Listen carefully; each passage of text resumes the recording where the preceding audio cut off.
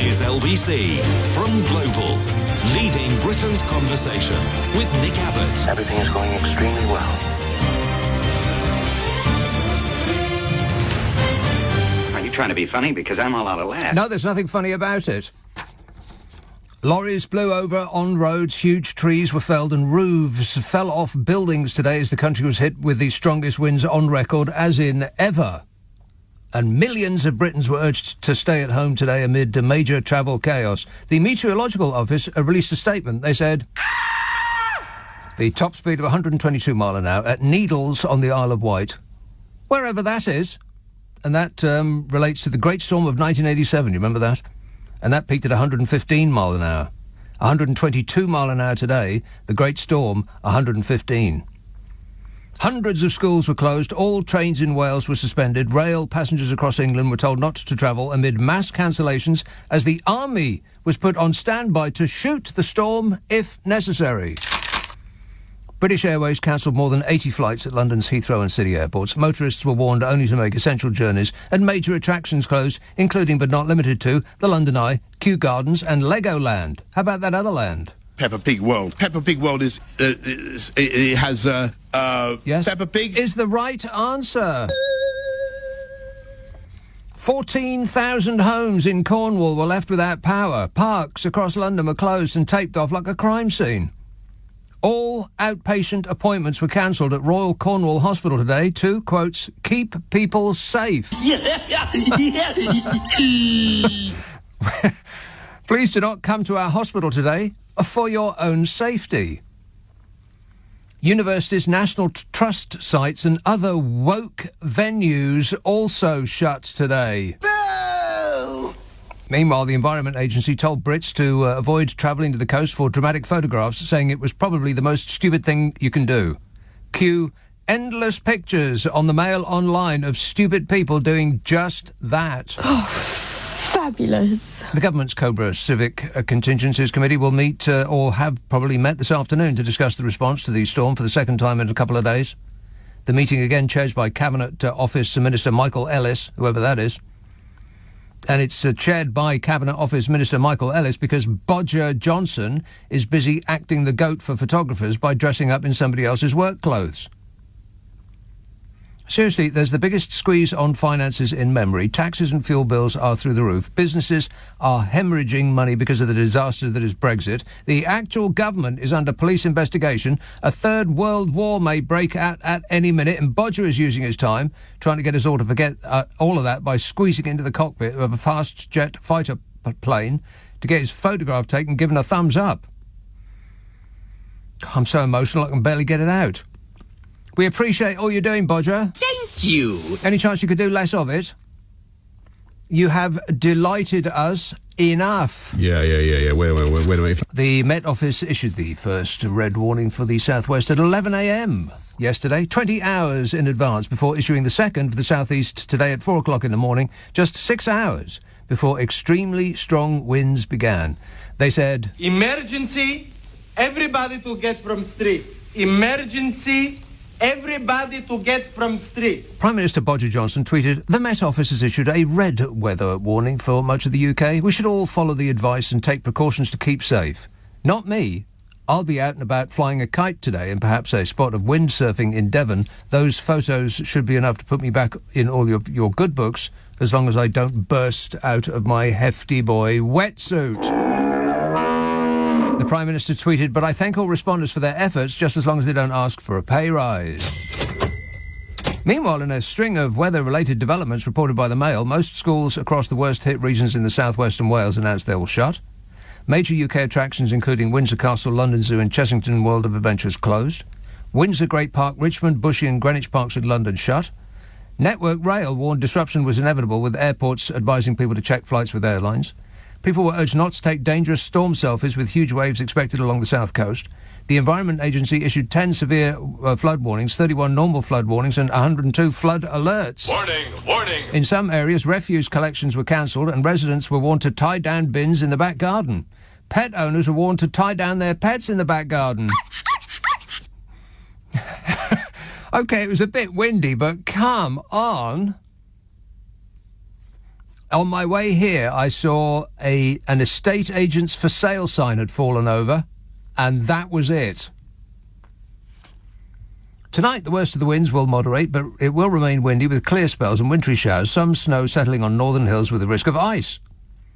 Tomorrow, rain moving eastwards across England and Wales, some snow in the north, turning windy again, gales in the south. Again.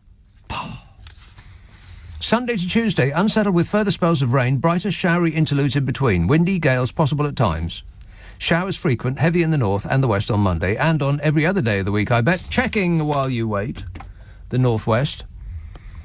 I bet I know what the forecast is going to say. One moment, aha! Wow. Well, let's see. In Glasgow, raining actually, it's snowing. Sleet, you got. Fabulous. Sleet tonight and raining tomorrow and raining on Sunday and, not raining on Monday. What? Rubbish. Well, raining on either end of the day. Not in the middle of the day, at either end of the day. So don't get carried away. You won't have enough time to dry your clothes out. And then raining on Tuesday and raining on Wednesday and raining on Thursday and raining on Friday and raining next Saturday and raining on Sunday and raining on Monday and raining on Tuesday and raining on Wednesday and raining on Thursday the 3rd. Raining every day for the rest of your lives. Would you like to hear the long-range forecast for the next 4 weeks? No. This is Tuesday, the 22nd of Feb to the 3rd of March. Oh, it's almost March. It's almost March. It's practically March, April, May, June, July. It's almost July. Which means it's practically Christmas already. Jesus' birthday, just around the corner. Right, this is until the 3rd of March. And if we can get through this period, then I think we're home clear, home free, all downhill from here. Likely to be changeable and unsettled across the north and the northwest. Yeah, no kidding. For the first half of the period, rain, snow, sunshine, showers, longer, drier spells in the south. Most unsettled conditions expected in the north and, specifically, the northwest. Milder in the south, colder in the north, winds strong. Then, the first 2 weeks of March. Isn't it exciting? Changeable with the north-south split. Which they would also say is true in Spain. Most of the precipitation is likely to be in the north and the northwest, of course. Wintry conditions possible, less windy in the south. Temperatures are likely to be mild overall. Temperatures are likely to be mild overall. We'll take it. Has global thermonuclear war broken out yet? No. Not yet. We're waiting. We'll keep you updated with details as they become available. Vlad the Insaner is off the hook.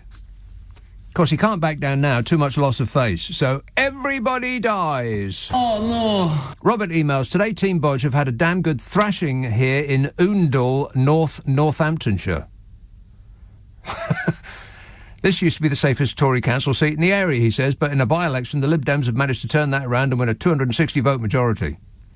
Despite the fact... Is somebody waving at me? You're not waving at me. It's very hard to tell because there is nothing but a Stygian gloom in there. They turn the lights out so that I can't see them. You look much better when it's completely dark in there, if you don't mind me saying so.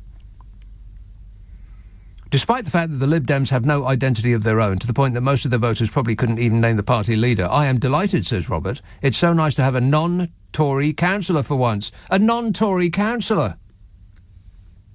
Can you imagine? Bernard tweets, I have the benefit of Brexit. I have a benefit of Brexit, not the. There's more than one. Is there more than one? I don't know one. Well, this bloke's got one. Let's read on and find out. I have a benefit of Brexit, says Bernard. If we are to have conscription, then the Brexiters must go first. They will fight harder and our country can do without them. Thank you, Brexiters. Yeah, we appreciate it. Thank you. Yeah, you go first. I mean, you do like wrapping yourselves in the flag and claim to be the most patriotic, so you go first. Over the top you go. On my whistle. Dave texts, why do the media use the term the army are on standby for everything? Surely the army is generally always on standby. Yes. They could save energy by switching them off at the mains. I'm just trying to help. 0345 6060 973. Text 84850. Email nick@lbc.co.uk. And if you're on Twitter, it's at LBC. Well, apparently Uncle Joe Biden, Sleepy Joe, is going to be giving a news conference of some description. But it takes him a long time to get to the lectern. So, we'll wait. No rush. Sue says, I was frightened today. The wind was so strong. My heavy garden seat blew over and it broke several pots, and my bins blew into the garden and my front doormat blew down the road. That's a very detailed story you got for us there, Sue. As soon as any other developments occur, I want you to let me know straight away. Pop it on a postcard. 0345 6060 973. Text 84850. Email nick@lbc.co.uk. And if you're on Twitter, it's at LBC. Friday, Saturday, Sunday night at 10. Nick Abbott, LBC. This is LBC with Nick Abbott. Call 0345 6060 973. Tweet at LBC. Text 84850.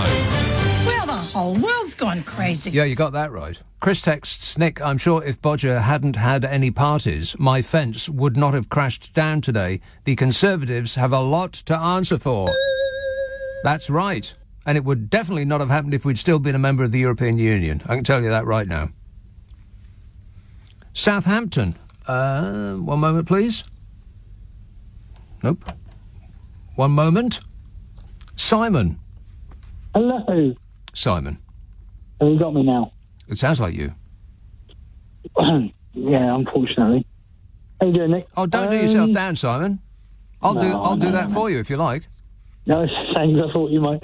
Tough times, So, couple of things. Couple of three things. Just a comment, really. Just a notice. The levelling up tour that Mr. Johnson is doing. Mm-hmm.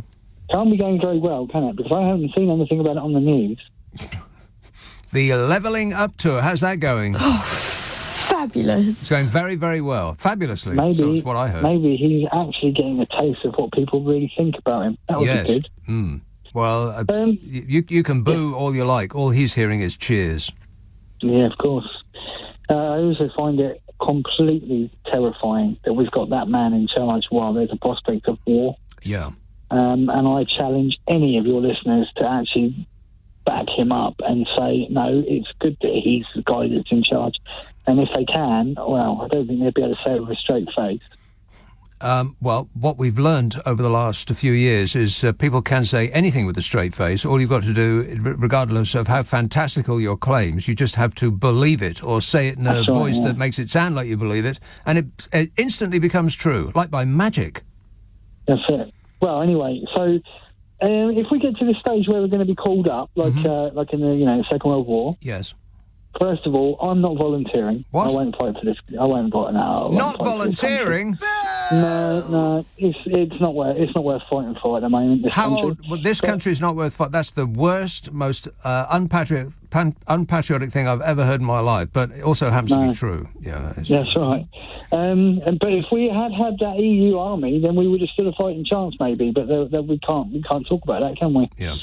But I would like to volunteer the services of Brexiters and Tory supporters and Boris Johnson fans. Yeah. We need you guys out there because you guys are patriots. I want to see you out there in the front. Yep. I want to see Jacob Rees-Mogg in an army uniform. You're better informed than I am. I don't know anything. Can they make it in his size? Yeah, they do. Private Pike's old uniform. Yeah. Fit him perfectly. This is it. So we've got to have a Dad's Army division as well. So Brian in Stockton-on-Tees, if you're listening. Yeah, Marc Francois, fix your bayonet. You're going in. We'll be right behind you, literally. All right, thanks a lot, Simon. You never know, it might never oh, no, that's right, it already has. When Vlad the Insaner got all those troops on the border, peering over to the much wealthier residents of Ukraine from the smoking ruins of what used to be Russia, he positioned himself such that he cannot back down now, because it would be too much loss of face, and that's the essence of his appeal. Face. And, there's chest every time he whips it off one of his calendars. Disgusting. Put it away, Vlad. Nobody wants to see that. It's a face thing. He's going to send us all into World War III because he doesn't want to lose face. He can't back down now. And the Russians are peering over the border at their richer neighbours in Europe, and they're thinking, I'd quite like, a walk-in fridge and a pair of jeans, or whatever they've got in Germany or Ukraine. I'm sure they have all manner of delightful things that aren't available to your ordinary average Russian. And so that's the problem. And his economy is based on just one thing, fossil fuels, and the entire world is, apart from all of the banks and people, the politicians in the pay of the fossil fuel racket, apart from all of those people that are making decisions on our behalf, the rest of the world is turning its back on fossil fuel. So what else has Russia got? They got mink stoles and caviar. You can't really run an economy on mink stoles and caviar. James texts, schools in Hampshire were closed but gone to remote learning. Wait, schools in Hampshire were closed but gone to remote learning, which has kept kids safe. I lost part of my roof today. There was lots of flying debris. I even saw a trampoline blowing over the house. It was really dangerous, says James. Well, that is true. Trampolines are really dangerous. That is undeniable. Plus, annoying. Never move into a house that's got a trampoline in the garden next door. Because when kids use it, they scream and they scream and they scream and they scream, and you just can't shut them up. It's worse than having a pool. Children. Ugh. That's not a controversial opinion to have, is it? Graham says, a lot of bluster with little substance while simultaneously trashing parts of the country. It should have been called Storm Boris. You're getting a reputation, Bodge. Yeah. Wait a minute. And, of course, he is on a desperate attempt to try to get the nation to regard him as that lovable, funny bloke off the telly, as opposed to the captain of a criminal organisation engaged in the world's biggest smash-and-grab raid, which is what he appears to be doing at the moment. Bodge? Yes. And in order to do that, in order to get us, or get him back in our good books, he's going around the country. His plan seems to be the same. If at first you don't succeed, keep doing the same thing over and over, Bodge. That'll work. Going to places that he wouldn't be able to find on a sat-nav and dressing up in other people's work clothes for a photograph. That's what he spends his day doing. I mean, take away World War III. If Vlad the Insaner didn't exist, this country is in dire straits. There's people, I'll give you a Grandmaster Flash quote, almost. People are pooping in the streets like they just don't care. Disgusting. And that's in Dover. In lorry laybys. Hey, if you find a bottle of iron brew just lying around in a lorry lay-by, don't drink it. Warning, warning. And he's spending his entire day trying to figure out what costume he's going to squeeze himself into next. You know that plane that he heaved himself into? Yeah, it wasn't actually there. They had to fly it there for that photo. Did you know that?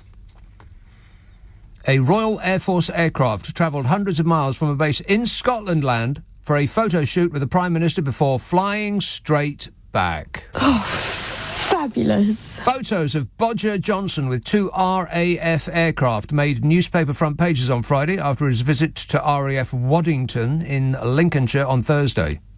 It was all over the front pages of the right-wing press. Like it's the best thing they've ever seen. With his thumb up. What exactly is thumbs up about the situation that we find ourselves in, Bodge? Bah! An RAF P-8A Poseidon, which Bodge was pictured standing in front of, was flown more than 330 miles from its base in Lossiemouth. The plane, a maritime patrol aircraft designed for anti-submarine warfare, departed from its base shortly before 9 a.m. on Wednesday. It then flew back on Thursday after the Prime Minister had completed his visit to the base. It was just there to form a backdrop. Money means nothing to these people. I mean, it hardly has been flown at all. It was manufactured in Seattle. The aircraft arrived in the UK in November of last year and has been flown just 6 times. 6! Including the flight to be Boris Johnson's photo background. It's never previously visited the Waddington base, so don't tell me that it was there on business. Bodge was also pictured with his thumb up, sitting in an RAF fast jet, which was flown to its home base its home base of RAF Coningsby, just for his Imperial Bodgeness to squeeze into. I bet they had to take out some of the instruments just so he could get in there. Speaking to reporters at the base, the Prime Minister said he was visiting to, quote, talk to some of our crew, the officers who are involved in very, very important intelligence gathering and surveillance. Right. So he's interrupting people who are involved in very, very important intelligence gathering and surveillance just so he can get one of his publicly funded photographers to try to get his best side while talking to them, pretending to be interested in what they do. Both the Typhoon that Bodge was pictured sitting in and the P-8A Poseidon were flown back to their respective bases immediately after His Imperial Bodgeness departed the scene. You believe that? So I did actual homework. I know that sounds a remarkable admission on my part, but I actually did work. Can you believe it? I looked up the cost of flying a fast jet. Guess how much? That's right, £30,000 an hour. £30,000 an hour. Plus the cost of the person what does the flying and the ground support staff and the person needed to grease the PM's thighs to get him into that tiny cockpit in the first place. So there's money well spent. All for a photo. Still, it was on the front page of all of the right-wing press, so, well done there, Bodge. Good job.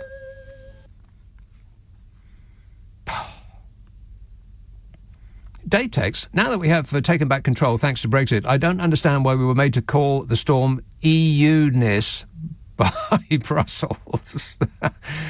EU-ness. Kate says, it was so windy today it almost blew my eyelash extensions right off my face. Given Bodger's fondness for fancy dress, is he going to start addressing the country in a military uniform in the manner of a dictator? And if he gets his medals in the right order, will he get extra points? If you get it in order, you get extra points. Extra points for getting it in order. Yeah, if you go through the dictator checklist, Bodger Johnson has ticked every single one of them, apart from showing up at a lectern in a military uniform.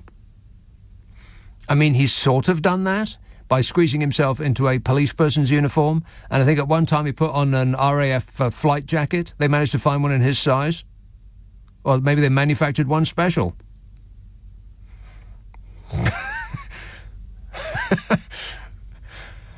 But he hasn't actually shown up with a chest full of medals yet. But he will. What a way to run a country, eh? Dreadful. 0345 6060 973. Text 84850. Email nicka@lbc.co.uk. And if you're on Twitter, it's @LBC. Friday, Saturday, Sunday night at 10. Nick Abbott, LBC. It's 10:30. The news headlines with Serena Farrow. This is LBC with Nick Abbott. Call 0345 6060 973. Tweet @LBC. Text 84850. Some nobody. 0345 6060 973. Well, the latest news in, very, very important. I'm just reading it as it's coming in. Anton Deck sworn at on ITV Saturday Night Takeaway as fans storm off. Oh, no, I'm sorry, that's the wrong one. Massive explosions ripped through Russian separatist city of Luhansk in eastern Ukraine hours after a car bomb and mass evacuation of 700,000 civilians, as Biden says Putin will invade in days. He's been saying that for days, that Putin will invade in days. I just love the way they say Putin.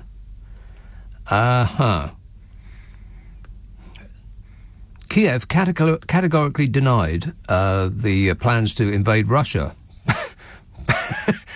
People have been saying this for ages now, that Vlad is going to organise a false flag plot which makes it look as though Russia has been attacked by Ukraine. People have been saying that's his plan for ages now. And he's like, no, of course not. And then he's going to go ahead and do it anyway. 2 blasts have been heard in eastern Ukraine just hours after a car bomb saw the mass evacuation of thousands from the region amid fears of a looming Russian attack in the country. You know, one person that is probably absolutely delighted about this is... Here we go. Okay. Here we go, in a nice little war to take people's minds off it. Just in time. Hey, Bodge. Graham texts a lot of bluster with little substance while simultaneously trashing parts of the country it should have been called Storm Boris. Pretty sure I've already read that. I'm getting deja vu, or I would do if that wasn't filthy foreign languages. No! Dave says... that one. The Eunice. Stupid name for a storm.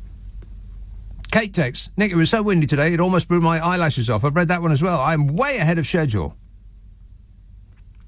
Rose says, well, I was jolly scared. Isolated bungalow on my own in an exposed path of incredibly strong winds. The trajectory across the fields, waiting for the trees by the house to fall on top of it. Reminded me of 1987 in Kent when we got up to find devastation outside. And nobody noticed the difference. You know, it being Kent. Gwen texts, storm in Edinburgh was awful. My partner saw a leaf move 6 inches. Knowing him, it was... right, probably 4 inches, says Rose. Oh, OK, then. Talking of Kent, by the way, how's things in Dover? Dreadful. As post-Brexit customs checks continue to cause disruption, Bodger Johnson's government has been urged to start building more lorry parks near Dover or face traffic gridlock around the port. Desperate drivers caught in 4-hour queues near Dover have been forced to bleep in the bushes and throw bottles of urine out the window. What? We got rivers of sewage in our rivers and rivers of sewage on our roads. How's Brexit going, by the way? Brexit's going great. Logistics chiefs and local politicians have warned that road congestion in Kent will get worse when further checks come into force in July and September. Or, to put it another way, the Brexit opportunities to step in human poop in a Kent lay-by will get even greater in just a few months. Oh, fabulous. The government has asked National Highways to identify new sites for lorries.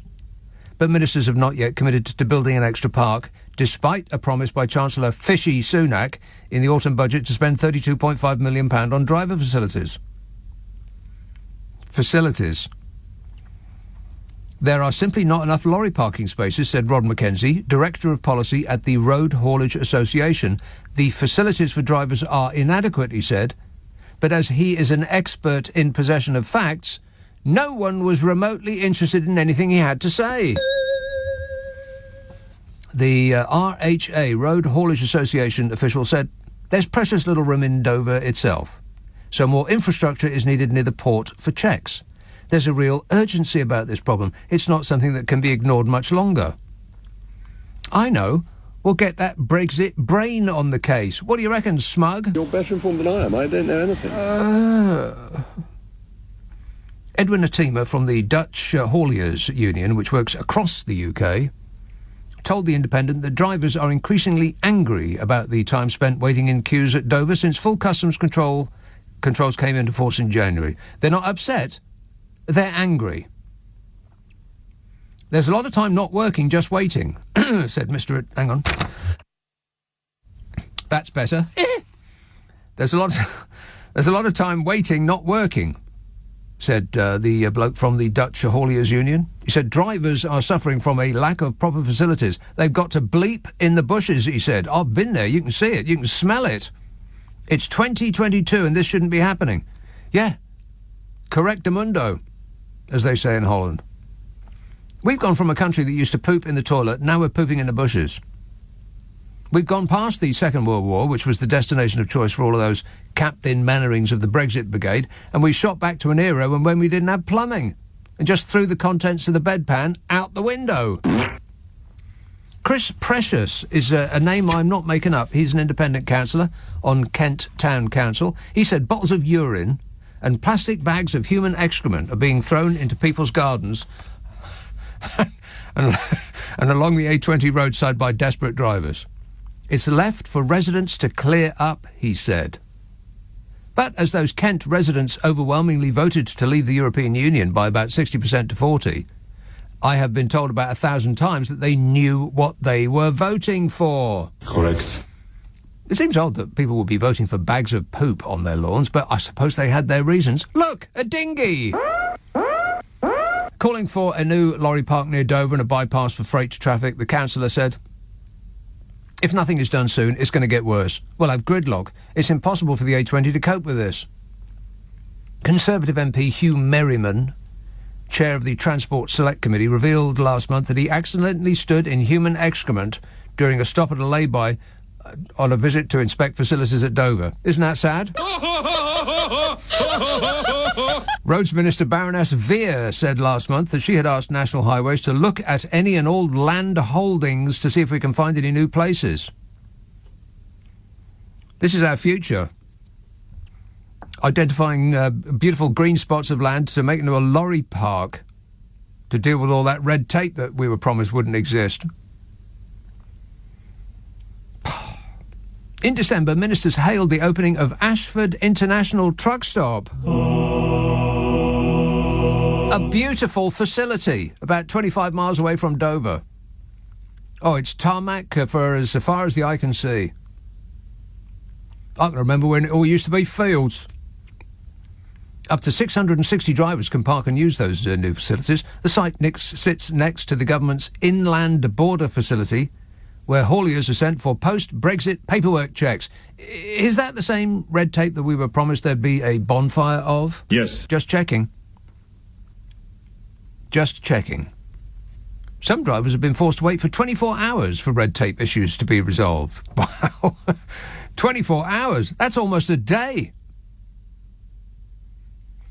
A much smaller site made up of just 96 parking spaces is being created just outside of Dover to allow officials to inspect trucks when additional agri-food checks come into force in July. Extra checks. You know, the checks that Bodger promised us wouldn't exist. The Road Haulage Association fears it won't be enough to ease the congestion around Dover in the months ahead. Mr Mackenzie, out of the Road Haulage Association, said it would take the best part of a year to create a major new site. Yeah, if only we'd had some sort of warning that Brexit was coming. You know, a couple of years ago. If only somebody had said something. You know, made a plan. But it just hit us out of the blue. I mean, seriously, is anything not a surprise to this administration? The haulage policy chief said, the struggle to retain drivers is made more difficult by the shortage of infrastructure, the shortage of spaces to park, spaces to wash, spaces to go to the loo. We're just asking for decent facilities of the type found in Europe, he said. In Europe. A magical land where you don't have to poop in a bag or pee in a lemonade bottle. It must be beautiful. A government spokesmodel said we're spending £32.5 million to improve lorry parking facilities and are working on other numbers which will just reel off to fill the air with noise because that's better than admitting that everything we promised would be gold is turning out to be... Disgusting. Exactly. They'll just give us a boatload of numbers. 86%, 5 million, and of course, over 50%. And what I'm saying is... Yes. You know, an additional 162 million. And that comes, by the way, on top of the 500 million. On top of? 36 billion, of which 5.4 billion, and probably one of the biggest of 500,000 of over 16,000. Massive, 500,000. Massive, absolutely. Whatever that bloke just said, just fills the air with noise. 0345 6060 973. Text 84850. Email nick@lbc.co.uk. And if you're on Twitter, it's at LBC. Let me just remind you that I do a podcast with Carol Mcgiffin. Oh, right, yeah. She's just come back from her jolly holidays. Oh, right, yeah. And she was rubbing my nose in it when we did the taping for the show that will come out on Monday, when we did it today. In the midst of the worst storm that humankind has ever witnessed. But we were inside and we were safe. You'll be delighted to know. And that podcast will be coming out on Monday. It will join the more than 100 that we've already done. And if you are in need of amusement, as the nuclear warheads fall all around you, then I think it would be right up your alley. It's called What's Your Problem with Nick and Carol? And it's available on Global Player, apart from anything else. It's stuck up an internet near you, I betcha. If you go through it with a fine-tooth comb, you'll find it lurking around there somewhere. Or just do a search on my name, Nick Abbott Podcasts, and all three that I do will become apparent, as though by magic. If, by the way, you want Carol and I to solve one of your problems, because that is the nature of our podcast, we are problem solvers. If it's a very, very serious problem, send it to an expert. If it isn't, send it to us, the inexperts. Nick and Carol at global.com. That's NICKANDCAROL at global.com. And prepare for a certain amount of satisfaction. Ask for it by name on an internet near you. What's your problem with Nick and Carol? This is LBC with Nick Abbott. Right, so what are we doing? Carol, we're going to America. We're going to talk to Simon Marks, who will give us an update on what on earth is going on. Hello, Simon. Evening, Nick. I think things are moving in a definitely very concerning direction as far as Ukraine is concerned. Within the last hour or so, President Biden, for the first time publicly, has said that he believes that Russian President Vladimir Putin has now taken the decision to launch an invasion. You are convinced that President Putin is going to invade Ukraine. Is that what you just said a few moments ago? Yes, I did. Yes. That's the president speaking after a telephone conversation in which he consulted with a variety of European allies and partners, including the Prime Minister, Emmanuel Macron of France, Olaf Scholz of Germany, and others.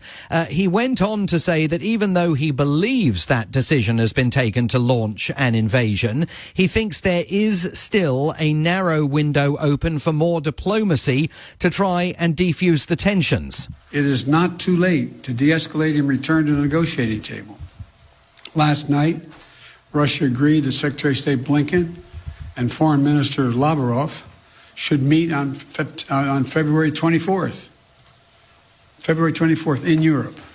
But if Russia takes military action before that date, we'll be clear that they have slammed the door shut on diplomacy. They will have chosen a war, and they will pay a steep price for doing so, not only from the sanctions that we and our allies will impose on Russia, but the moral outrage the rest of the world will visit upon them.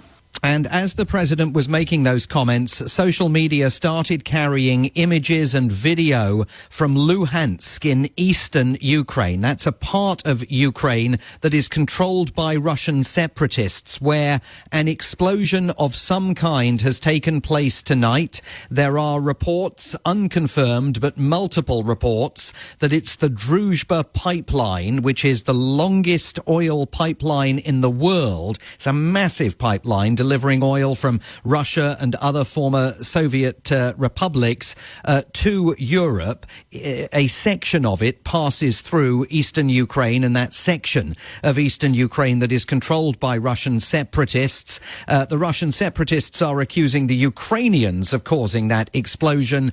Ukraine's government says it had absolutely nothing to do with them, and this, of course, is fueling the notion promulgated by the Biden administration for days now that the Russians are going to create some kind of pretext to invade Ukraine. The Speaker of the Russian Parliament in Moscow tonight, citing those reports, which are blanketing state media in Russia, about the pipeline explosion, insisted that Russia did not want war, but if it became necessary to mount a military operation to defend Russian speakers in eastern Ukraine, then that was absolutely what the country was going to have to do.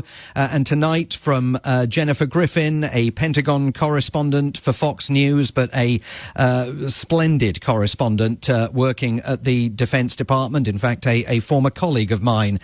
She is reporting tonight that a senior U.S. defense official is saying that 40 to 50% of Vladimir Putin's troops, and remember, the Americans say there could be as many as 190,000 of them, have moved into attack positions. Putin now has as many as 120,000 25 battalion tactical groups amassed, and in the words of this senior US defense official, the destabilization campaign has begun. So it looks like we are in for a dramatic weekend, and certainly a dramatic week ahead in Ukraine, with all sorts of uncertainties ahead.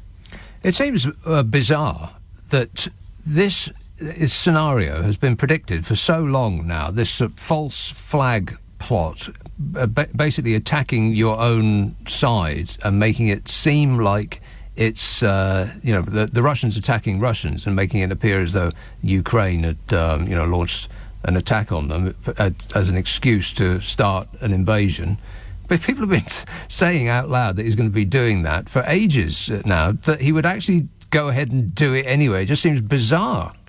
Well, it is bizarre, but President Biden was saying tonight, if you thought about the claim that Ukraine had done this, that also defies belief, because why on earth would Ukraine, which we all know has absolutely no chance whatsoever of winning a ground war with Russia, why on earth would Ukraine do something that was pretty much guaranteed to spark a Russian invasion that President Biden said tonight is going to go all the way to Kiev and may well overthrow the government of President Vladimir Zelensky. I mean, there is another possibility here, which is that the Russian separatists themselves want to spark a Russian invasion of Ukraine, because they want eastern Ukraine absolutely to be recognized by Vladimir Putin as quote-unquote independent, so that they can then come into Vladimir Putin's sphere of influence and essentially be, a Russian colony, and that would see at least eastern Ukraine taken back into Russia's orbit in much the same way as the Crimean Peninsula was annexed by the Russians back in 2014 on Barack Obama's watch. The region is an absolute tinderbox, and that's one of the issues here. You could literally stumble into war because there are so many disparate groups and competing aims and ambitions. I did exchange a message tonight with one former top State Department official about this pipeline explosion, who was making the point that US government officials will certainly have war-gamed the possibility of the Druzhba pipeline being attacked, that it has long been seen by the United States as a possible target that could spark a broader invasion. So that may explain why President Biden was so delayed in terms of making his remarks tonight, although he made no specific comments about that pipeline blast. He was talking much more broadly about these false flag operations that he and the Secretary of State and others have, as you say, been warning for weeks were in the pipeline. To me, not that I know anything about anything, but it looks less like Vladimir Putin is concerned about being attacked by NATO countries, and he's more concerned about his plunging popularity in his home country. When he barged into Crimea, I think his popularity among the Russian people went up to about 85% approval rate. Now it's down to about 40%. And Russians are looking over the border at the wealthier Europeans and thinking, maybe we're not actually the greatest country in the world. Maybe Vladimir Putin isn't the right man for me. And so he's really trying to just re-establish his authority and his popularity among his people back home, no? Yeah, and you can take this even further back than that. You can trace this all the way back to 1996, 1997, when Vladimir Putin was selected by Boris Yeltsin to be his successor on the basis of a backroom deal that was done between Yeltsin and Putin agreeing that he wasn't going to pursue the Yeltsin family legally for any of the corruption that had been taking place inside Russia during the final years of Yeltsin's rule. What did Vladimir Putin do in order to establish his credentials with the Russian people? Because remember, they had no idea who he was. He was a relatively low-level KGB official plucked from obscurity to succeed Yeltsin. He invaded Chechnya, and the war with the breakaway region of Chechnya, of which there were then two separate massive military offensives, was one of the most brutal wars that Europe and southern Europe has ever witnessed. Grozny, absolutely absolutely obliterated from the face of the earth by Russian armed forces. And it was that first war particularly where Putin learnt to understand that if he could control the message that was going into the living rooms of Russia by making sure that he controlled the narrative on Russian state television, and then during the Second War expropriating the assets of the private channels that had been covering the war in Chechnya almost as though it was Russia's Vietnam. So he expropriated their assets and turned them into propaganda vehicles for him as well.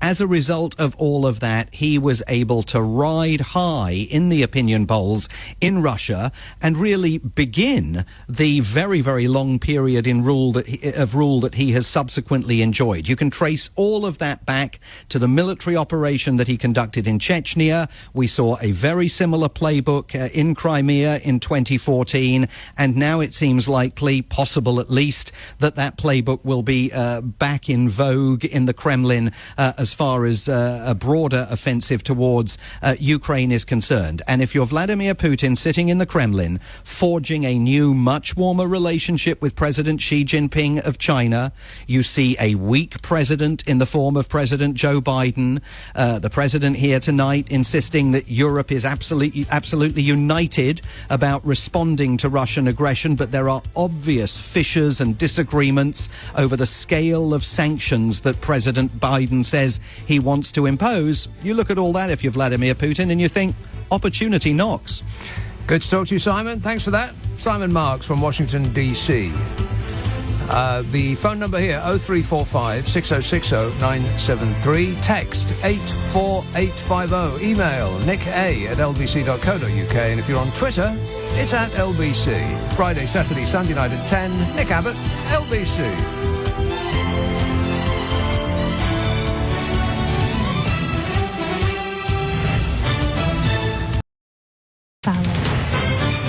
This is LBC from Global, leading Britain's conversation with Nick Abbot. Hello.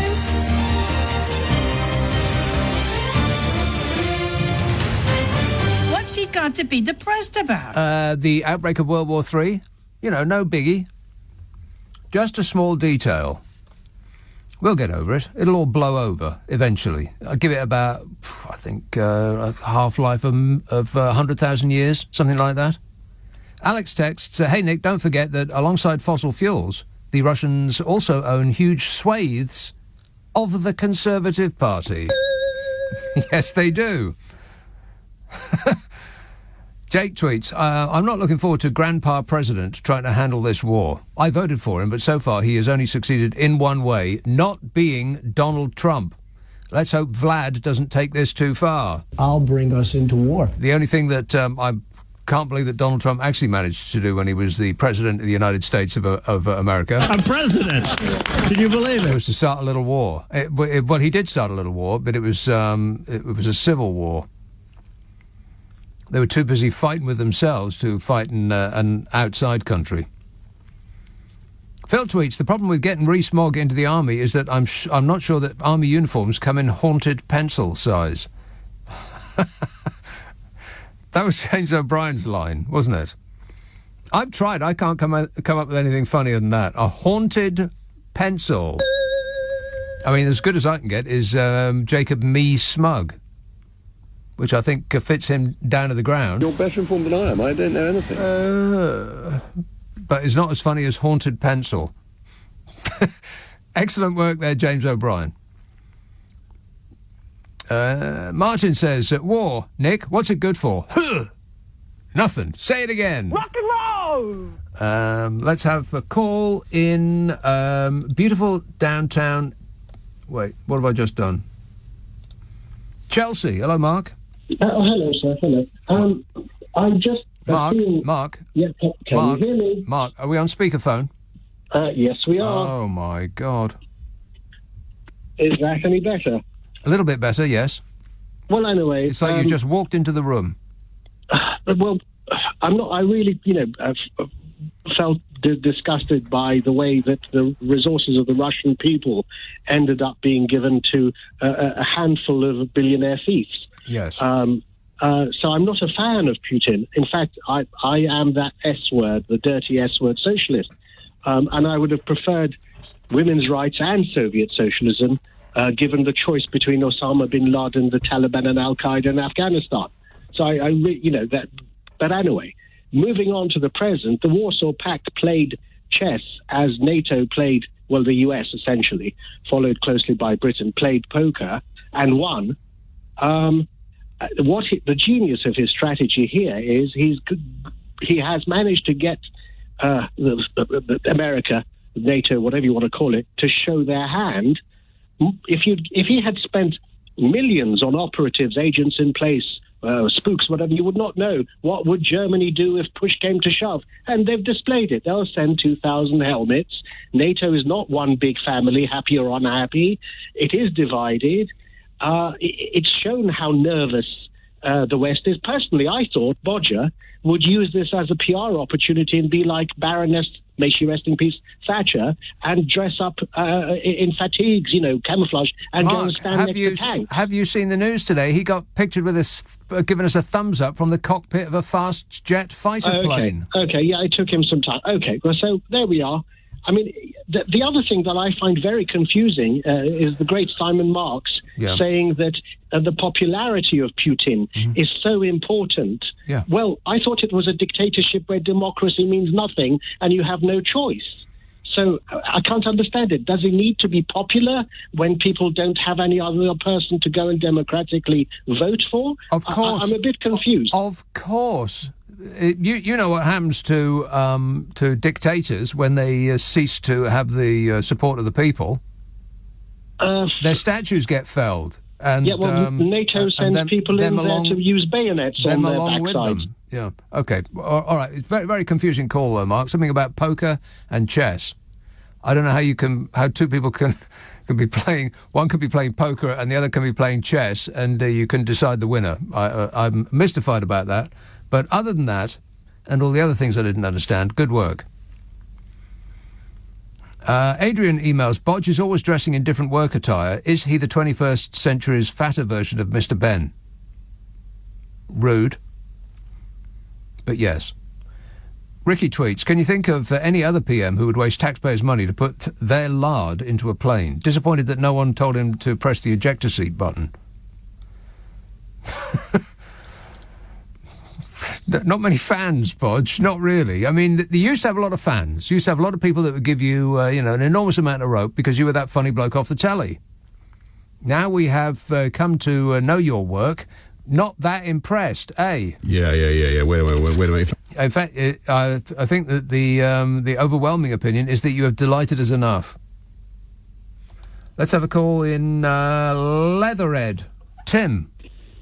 Nick, hi. How you doing? Good, thanks. I was just wondering if it's all right to be frivolous and light-hearted after all that wonderful news. Well, it's if in time of war you can't be frivolous and light-hearted, then when can you be? No, it's true. I actually rang up earlier. I've been hanging on for a while, but I rang up to complain because you conjured up this image of somebody greasing Bozo's thighs to get him into that fight. Yes. I can't unsee that anymore, I'm afraid. There's no way he could get into the cockpit of one of those tiny planes without some sort of assistance. Well, I've just been to the fridge to get something to eat, and there's a great big lump of butter in there, and it's just... Anyway, it's not so bad. We've got Liz Truss in charge. It's probably quite good. Yeah. But I was intrigued this week. She's been on this sort of photojournalism promotion thing, isn't she? Yeah. She's produced 700 photos with a publicly funded photographer following her around Russia. 700? Wow. Are any of them where she's not wearing that hat? It works. That was a good hat, wasn't it? I mean, my God. It works out, apparently, at one photo for every 5 hours since she became Foreign Secretary. Yeah. What's that all about? What, she's on manoeuvres like Russia's army. All right. Fantastic. Well spotted, Tim. Keep your eyes peeled. Thanks a lot, mate. 0345 6060 973. Some people saw that hat and thought, I think I may have said this last week, stop me if you've heard this before. And they thought, what is that poor animal that Liz Truss is wearing on her head? And I suspected the opposite. You should actually be concerned at what has that poor animal got in its bottom? Joanne texts, Nick, I would only have to work for 18 months to fund Bodger's jet for 1 hour. Sounds like a bargain to me. Can't you just leave him alone? He's doing his best, says Joanne. Sadly, I feel that that's probably true. Boris, this is him doing his best. Can you believe that? Yes. Yes. I'm still disappointed with whoever let him down off that zip wire. If the person who let him down off that zip wire just minded their own business, he'd still be up there. 0345 6060 973. You can text 84850. Email nick@lbc.co.uk. If you're on Twitter, it's @LBC. Friday, Saturday, Sunday night at 10. Nick Abbott, LBC. No break. I've done it before. It says force of habit. Stevenage. John. Hi. Yes, John. Hello. Yes, John. Hi. In the Ukraine, there are a number of medical dental nursing students who have gone from the United Kingdom and other European countries to study there. As a result of this conflict, they're losing a hell of a lot of money, a lot of time and a lot of effort, and their energies into their careers are now probably lost.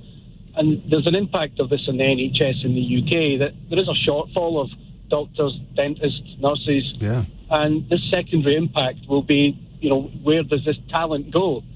What's going to be the ultimate price for these young students that have gone to the UK and spent significant amounts of money? Will they get their careers on track again? Will they be able to salvage that which they've invested? Who knows? It's just another unwritten story, another effect of this impending crisis. And God forbid... What are British dental students doing going to the Ukraine? It's cheaper to study in universities like Dnipropetrovsk and to study there, and under European treaties their qualifications are recognised by the governmental regulatory authorities, General Medical, General Dental Nursing and Midwifery Council. And for the cost of studying medicine, dentistry and nursing in this country, it's about a tenth of the price to do it. And the studies are in English and they are approved, not only in this country but also in North America, Australia, Commonwealth nations and across Europe as well. And this has been a source of quite considerable funding for the Ukrainian economy, and also a source of producing doctors quite cheaply for this country as well. And at this point it's not insignificant.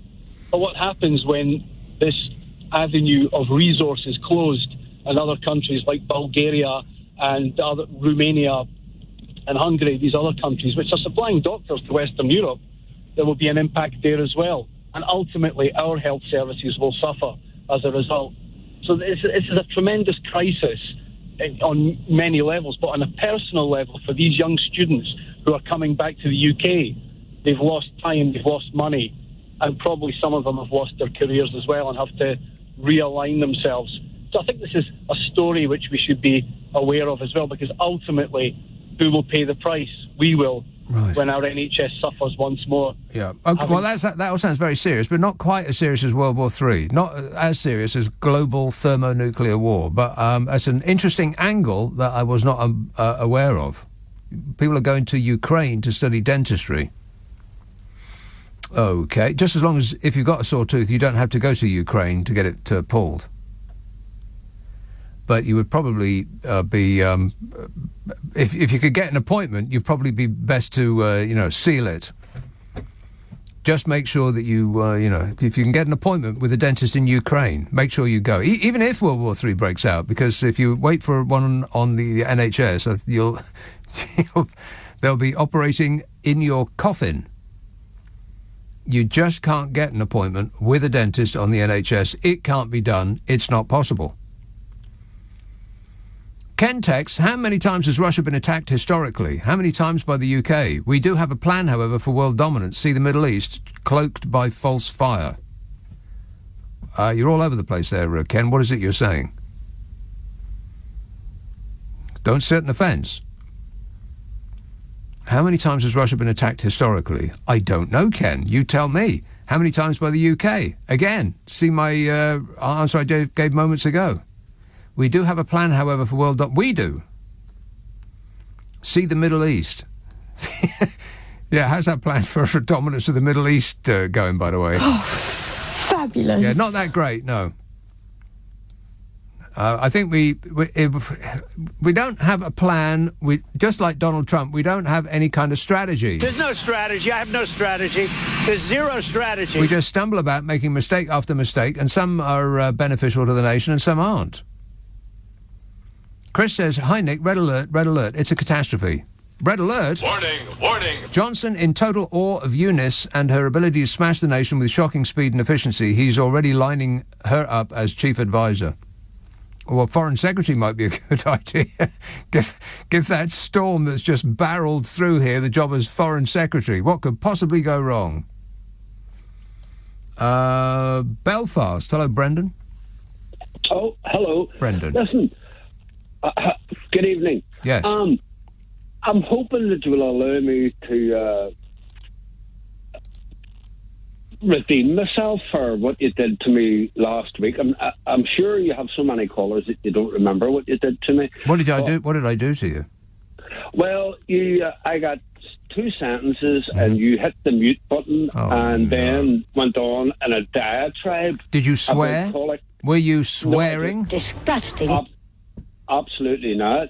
Right. But I think I made you a little prickly, and it was the first time I've heard you being prickly. Oh no! It's okay. Who, me? Nick, it's okay. Yes, you. It's okay to be wrong. What was the subject? Okay, I'm going to get to that if you'll allow me. What I'm saying is, you hit the mute button very quickly. You said that already.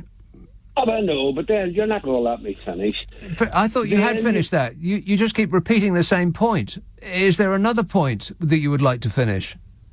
I'd like to finish the first point, if that would be okay. I thought the first point had finished. Yeah, I know. No, I hit the mute button and then I went on a diatribe. You said that already. Yeah, and the diatribe was that I was some bloke who was getting his information off Facebook. And, oh, my God. You're not the kind of bloke who gets his information off Facebook, are you? I don't have Facebook, Nick. You don't have Facebook? No, I don't. Where do you get your information, Brendan, if you haven't got Facebook? Well, I get it from various sources. Oh, but no. I don't get it, various sources. That doesn't sound good. You're a Twitter aficionado. No, I'm not. And Yes, you are. No, I'm Yes, not. you are. No, I'm on Twitter. Yeah, but aficionado is stretching it a bit. Yes, but you're wasting your life. I am wasting my life on Twitter. Yes. Correct. Every moment spent on Twitter is another moment wasted. Correct. Well, can I make my point now, please? I don't know. Can you? Listen, it seems to be a very long way around to this point, wherever it may be. Go ahead. See if we can get there. Oh, come on now, please. You did. You rubbed it into me last week. Oh, my God. Are you still on that? Is this the point? Because you've made it 3 times now. Oh, God. Okay. Yeah, I know. I put the mute button on and then I went on a diatribe. You've said that like 5 times now. Is that the point, or is there another point? You sound like Nick Cater. Who? Nick Cater. Well, I don't know who that is, but if you say so. It's a dictator. Oh, a dictator. You seem to be losing your mind, Brendan. You said that you had a point. I'm not. You said you had a point. Yes, I do. Okay. Yes, I do. Go ahead. Okay. Ukraine.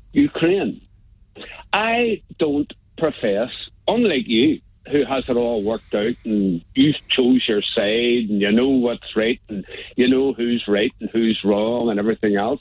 You had a guy on there earlier on, Simon, who is an entertainment correspondent for the USA. No, he's not an entertainment correspondent. When have you ever... he's very entertaining. Oh, he's an entertaining correspondent, but that's different from being an entertainment correspondent. Well, what is he? He's an entertaining correspondent. Yeah, well, what's his official title? What difference does that make? What's his official title? Because he has no authority to give views on a global situation. I asked He's him. an entertainment correspondent. He's He's an entertaining correspondent. He's not a correspondent about entertainment. Yeah. Okay. So Simon said. Simon says. Simon says, my correspondent in Fox News has said, and I can verify, Fox News, see the whole ramping up of the situation in Ukraine within the last 2 hours? I didn't hear Fox News, but I don't know. Well, Simon says that it was his friend who works for Fox News. Really? I didn't hear Fox News, but anyway, go on. Well, it doesn't matter why you heard Fox News. Simon told you. Right, but if it doesn't matter, why do you keep saying it? Look, Simon reported. Simon says that he heard somebody on Fox News. Yes, I didn't hear him say Fox News, but anyway, it doesn't matter. That Russia was about to invade Ukraine. Well, I believe that Biden said that. You know, the president of the United States of America. No. Fox News. No. I heard it. Listen, I'm a Biden fan. Brendan, I'm going to send you some earwax remover in the post because I think you have build-up.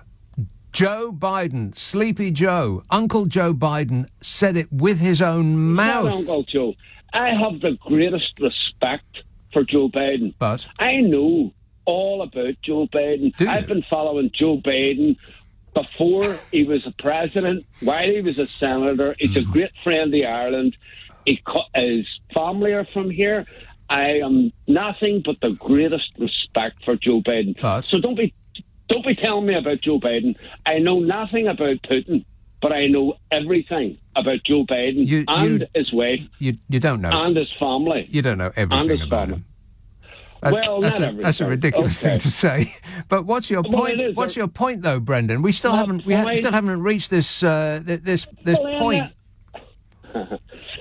The point is, you have chosen to decide.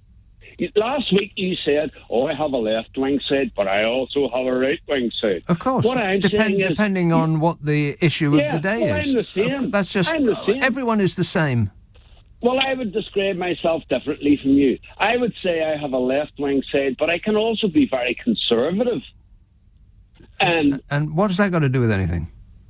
Well, I don't think we've reached this fabled point of which I've heard so much about, but not actually any of it. You seem to have jumped on a bandwagon against Putin, and no matter what anybody says, you are prickly about it, and you will sort of defend it to death. If it means hitting the mute button and then calling me a guy who takes his information from Facebook, and others, and you're the Twitter guy, or other sources. Yeah. Yes, but you're the Twitter guy. Right. I'm not the Twitter guy. I don't waste my life on Twitter. Yeah, well, you do. I don't waste my life on Twitter. I waste maybe 20 minutes a day, something like that. That's untrue. How many hours do you spend on Twitter? About 20 minutes a day, something like that. No, you 20 minutes a day. But how many minutes do you actually spend? About 20 minutes a day, Brendan. But I don't understand what that has to do with Vladimir Putin. Well, and neither do you. You're all over the shop. You need an A to Z to figure out where you're going with this. No, I'm not. Have we actually heard the point yet? Well, let's go there then. Oh my God! Only 15 minutes after you came on, promising us a point, are we going to actually reach the point at which we hear the point? Well, the point is, why have you hitched your wagon to Fox News? Fox News? What are you talking about? Simon, your correspondent, told you that the whole situation in Ukraine had been ramped up. Well, that's the only news media that are reporting this, even though they are taking segments of what Joe Biden, President Joe Biden, is Fox News. Is that what you're saying?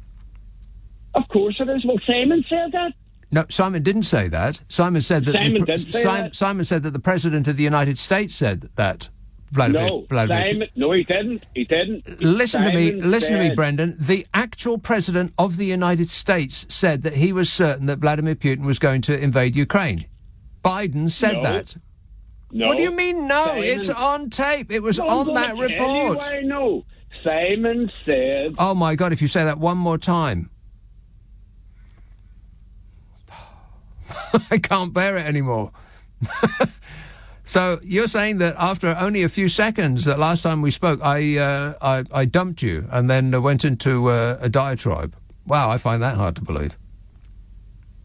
If only I had done that this evening, I wouldn't have had to suffer the last 10 or 15 minutes, or like hours is what it seemed. Absolutely terminal. It's like listening to a conversation in an airport. There's a sign that says terminal everywhere you look. Painful, Brendan. Yeah, I picked a side. I don't think that Vladimir Putin is a force for good. You apparently do. And that's a matter for you. I'm not remotely interested in discussing it with you a single another second. Did we actually get to that point that we heard so much about? No. I don't think we did. Whew. But at least it was loud and, went on at length. At least we have that. 0345 6060 973. Text 84850. Email nica@lbc.co.uk. And if you're on Twitter, it's @LBC. Anybody else? Friday, Saturday, Sunday night at 10. Nick Abbot, LBC. It's 11:30. The news headlines with Serena Farrow. Nick Abbot on LBC. Call 0345 6060 973. So we hear that an explosion has rocked the city of Donetsk in eastern Ukraine in what's feared to be a Russian false flag plot, which is what people have been saying Vladimir Putin will do in order to kick things off there. To talk about that on the phone, Major General Chip Chapman, former head of counter-terrorism at the Ministry of Defence and former senior British military advisor to US Central Command. Major General. Good evening, Nick. How are you doing? Most excellent. Well, you can't beat that. So what's your take on